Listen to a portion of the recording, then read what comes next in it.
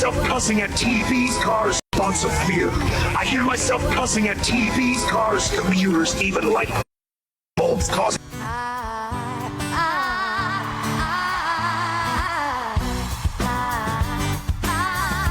I said Broad such a status to ever claim what's out. So this might sound strange, but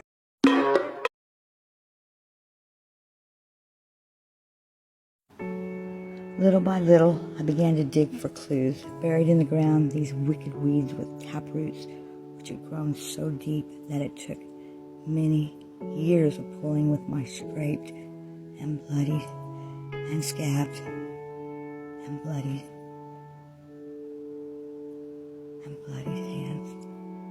Off and on throughout the years, I'd tug and cry and scream and quit and give up and become disgusted and languish in despair and frustration. But never was I able to stop clawing at, tugging and pulling at that evil plant which in time had grown up into a bush, all-consuming, choking the life out of everything around it, concealing the ever-elusive questions. What is the truth, and why is it being withheld from me?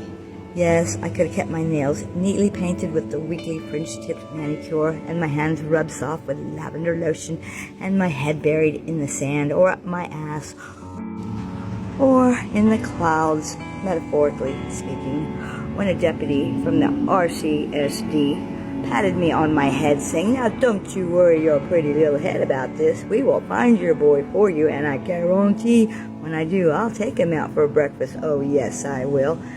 And the person I was 13 years ago dutifully hung on to every syllable spoken, not realizing that was just a bunch of words which, when translated from bullshit to cold hard fact, means I'm a condescending prick who is above the law, and you are gullible enough to believe whatever I tell you. But faking it as if one were making it wears thin eventually. But I swear to God, the thought that he was dead was not a possibility. It was never a conceivable option. Aliens could have abducted him, taking him to another galaxy before I would have believed he was dead. So much for that trope of maternal instinct and psychic empathetic knowledge. Oh no, he's just sowing his wild oats. Come on, I'd know if he were dead, wouldn't I?